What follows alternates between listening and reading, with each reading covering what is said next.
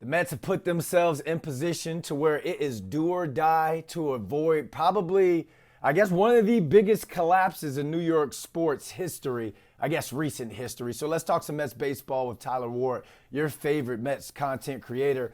Wardy, it was supposed to be fan appreciation weekend. You got the Nationals at Citi Field. You're thinking that the Mets should be able to cruise, to keep themselves in a pretty good position. But on the other hand, they get beat in that series. So let's kind of start this thing off. I guess like what's going on with this team right now, man? Who deserves the larger share of the blame? The front office or the players? It's a great question because I think there's definitely blame to go all around this Mets organization this season. What has been surely a failure going back to mid-June, as they have been a bottom five worst team in baseball for the most part. But if I had to nitpick one thing, I would say at the end of the day, it comes down to the guys performing, right? As much as I can sit here and say, well, David Stearns maybe didn't do best heading into the regular season, this was still a team on paper that had plenty of talent and had plenty of reason to be optimistic heading into the season.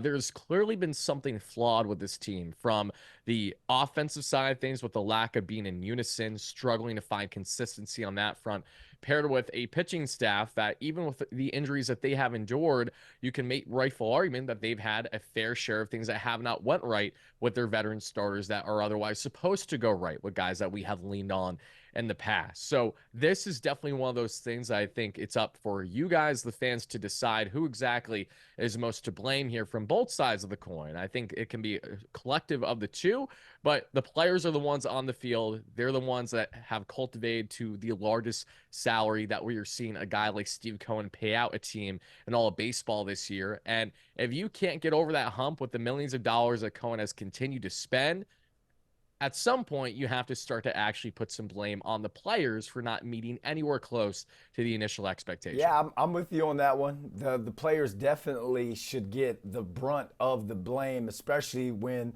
the performance isn't matching up to the payroll at Right. all. Especially when we're talking about the core four of Lindor, Soto, Alonso, and Nimmo.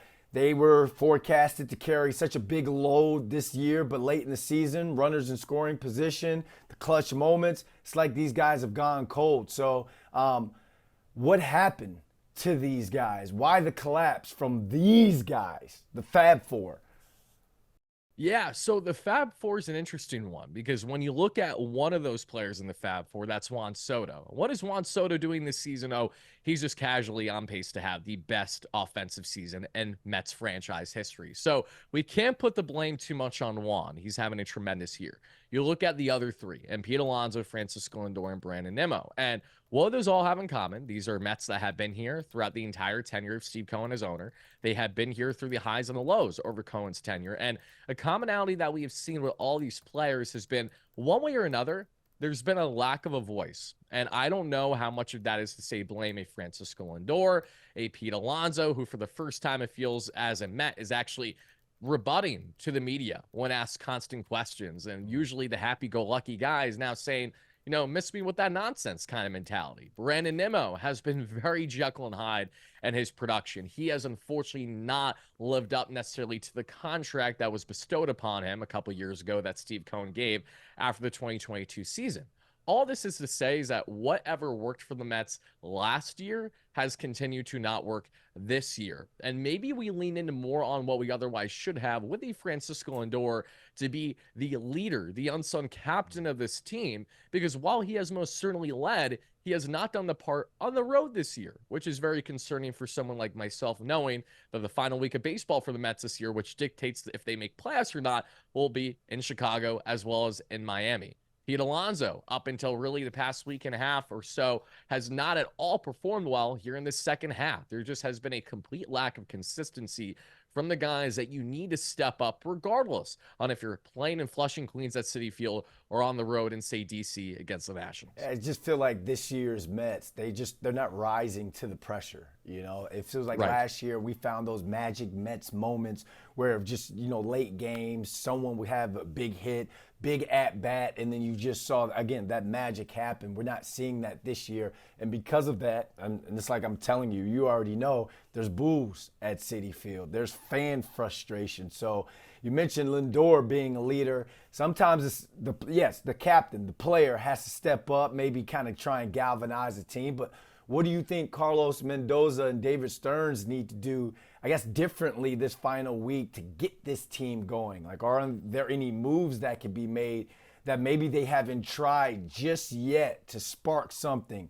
within this final week? I would say at this point in time, there's only one true uncertainty when it comes to maybe finding a spark, and that's Kodai Senga. I was in attendance. Senga pitched his second game there against the Lehigh Valley Iron Pigs, the Phillies affiliate, there in Allentown over the past couple of days, and he got rocked and was out of there in right around 3.2 innings. And that's a problem because the Mets have been reliant on guys initially heading into the season like Kodai and like Shamanaya to be their aces of this rotation. Yet we sit here talking today, getting closer to the end of the year now, obviously, a week left, and Shamanaya looks nothing more than a reliever option for you. Kodai Senga looks like someone that at best you can have as a reliever option right now. So what is the uncertainty with someone like Kodai? That is yet to be seen as if the Mets can get him right in time over this next week, as he'll be reportedly pitching there that we're going to see in Florida now that the Syracuse Mets season has come to an end. Pair that with Tyrone Taylor. And I know it's kind of crazy to say this because Tyrone felt like he really couldn't hit much of a baseball for a 2-month span this summer, but he started to heat up until his hamstring injury. Then he had a child, him and his wifey. Congratulations to them. And now he will be back with this Mets team more than likely for their upcoming series beginning tomorrow at the time of us talking. The Mets have had no stability in their center field whatsoever. Cedric Mullins has costed them games, it's felt like, defensively, as has most certainly been the case in Jose Siri, who has been more of a liability than anything else since returning from pretty much his season-long leg injury.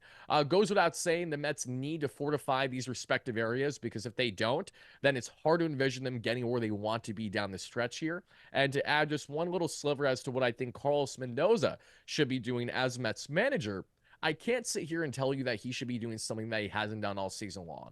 It just hasn't worked. The lack of voice has been completely apparent. And even while these guys have been properly preparing for every game, they have relayed, oh, we have the talent on the roster. I mean, talent's great and all, but talent's fickle when you can't bring this talent together and unison. They were able to do such a great job of that a year ago, building around the excitement of Mr. OMG and Jose Iglesias, a veteran JD Martinez that spoke in Mendy's ear to say, hey, we should call up Iglesias. You can tell that the Mets are lacking maybe more of that, not only veteran leadership, but just that feel, that in-game feel that we haven't seen for the majority of the season. And that's where it really is up to not only Mendoza, but this entire team to come together and say, hey, we have a week left of baseball to play. It's out of our hands with playoff control. Let's go out there and put forth our best effort, different than what we have done so far this season. You have to go in there playing a little loose, having some high risk, high reward, because if you play conservative, you're going to find yourself dropping potentially for your next 6 games and most certainly not cracking playoffs this year. All right, so looking ahead, if they